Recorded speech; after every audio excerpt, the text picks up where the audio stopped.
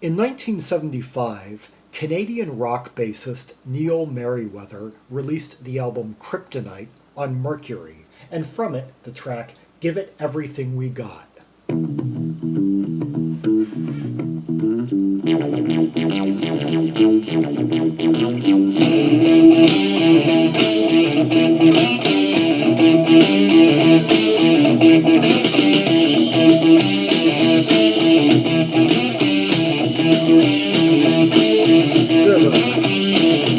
Bit of a herky-jerk opening right there with that bass line suitably coming in and giving us the first notes that we hear. Although this album is not ultimately dominated by bass. It's very much a cohesive, like web work of spacey sounds.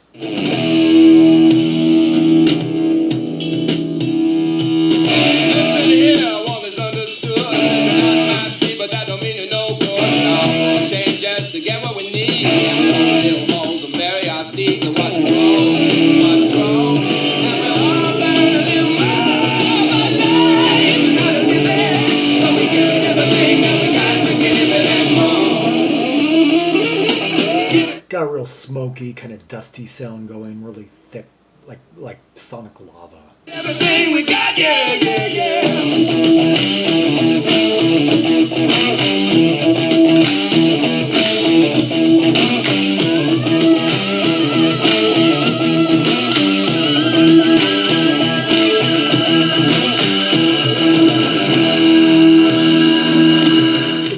The guitar and bass are kind of like doubling up on the same notes. It's like the guitar is prominent in its fuzzy tone, but the bass is like giving it this darker element too. Say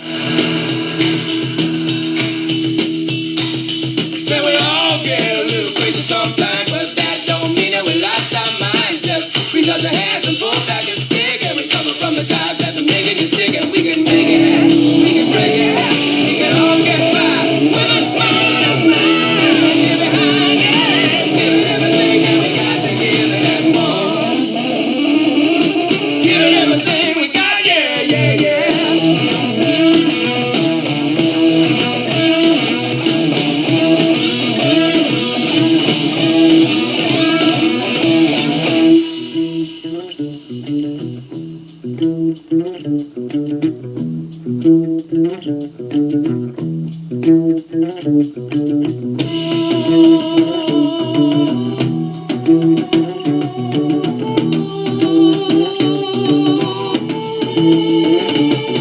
Here's where it gets interesting. Now that bass is leading us into this like spacey, foggy territory with some Chamberlin keyboard sounds played by Jamie Herndon.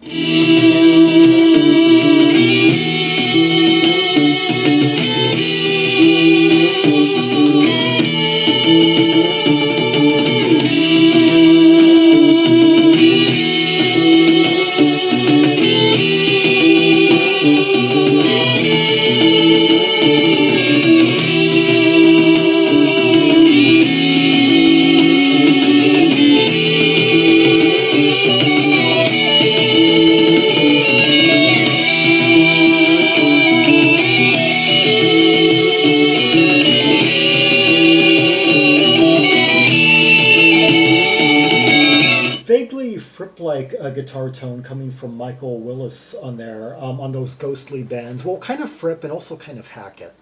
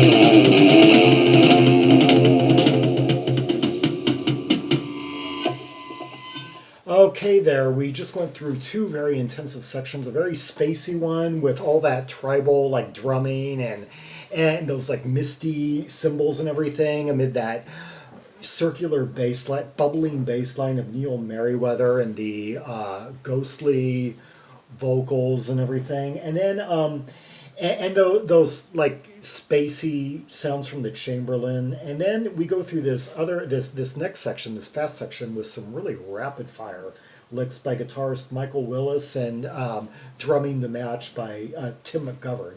Yeah, the guys that make up the Neil Merryweather band that backed him on two back-to-back albums on Mercury in this like space rock vein.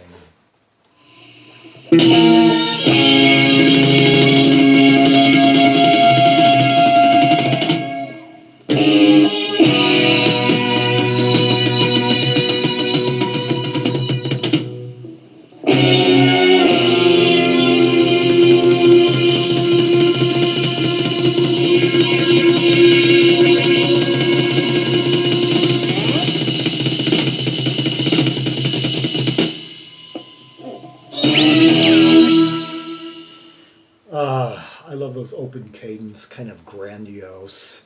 Well, those moments where it's just kind of like an open cadence anthemic chord, sustain, chordal sustain with, and then the drum rolls that follow, call and response between that and the drum rolls. Kind of reminds me of the intro to Sebastian Hardy's Four Moments, which came out the same year.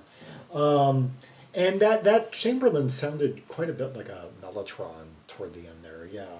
Give It Everything We Got off Neil Merryweather's 1975 album, Kryptonite, yeah. He had been active since the late 60s on the US and Canadian rock scenes, and then he scored his deal with Mercury in 1974 and put out the space rock album Space Rangers that year, and then followed it up with this in a similar vein, Kryptonite in 75, both with very unique cover art. I think, yeah, his covers kind of have a certain look to them. On this one, they're all dressed up as superheroes, kind of like out of like an old Fawcett Comics or DC or something. Let's hear another track from the album, Star Rider.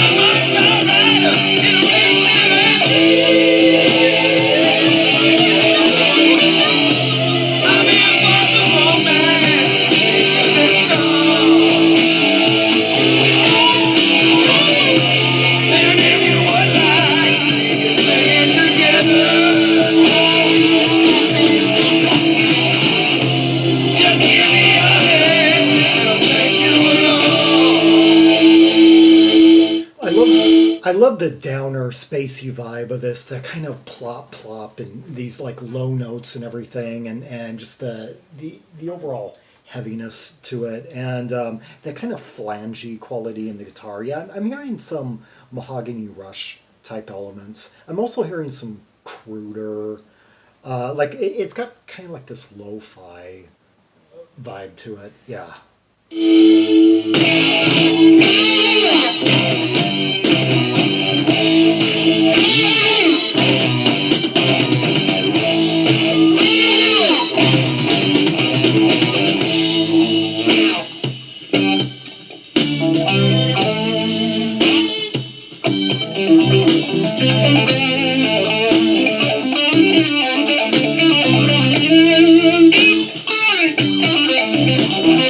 That Chamberlin is a very interesting sound. I haven't. I guess I haven't really explored it much, but it sounds like a cruder mellotron with less sustain to it. It's like the notes in sooner, and the tonal depth is thinner.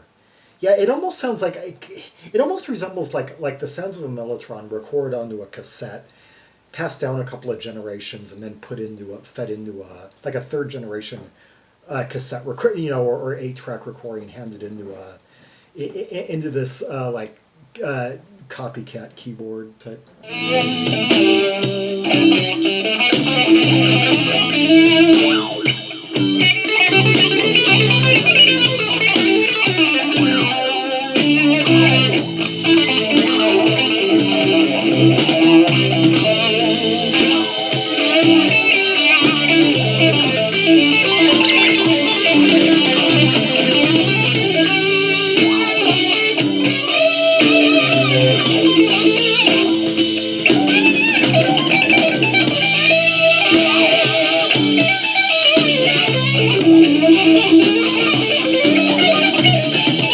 I love the way that guitarist just noodles and pinches and oozes notes, and those kind of like oily, spacey effects, and that pipey, icy organ that's like cutting in.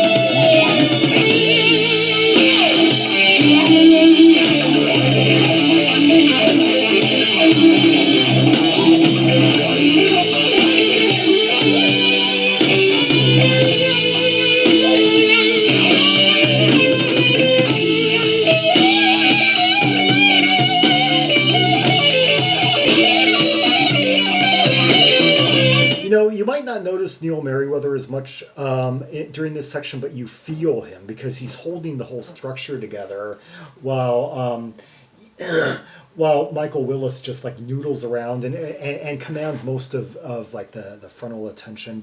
And I love the way that that Jamie Herndon, the keyboardist, is basically reflecting off of Neil Merryweather's bass lines. He's like illuminating them.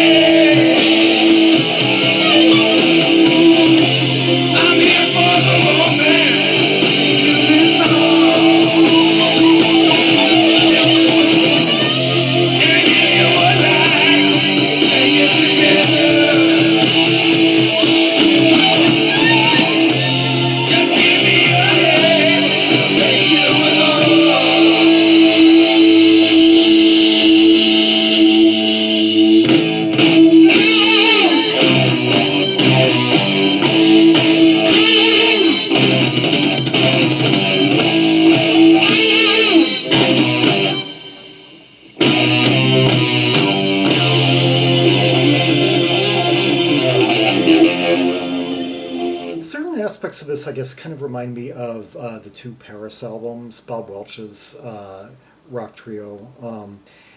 I guess it's just in the way that certain instruments sound submerged, others sound like they're encased in like a fog chamber. Others sound like they're kind of like distant. It's more just the kind of production spacey remote feel than the actual like style. Just give me your hand and I'll take you. I will take you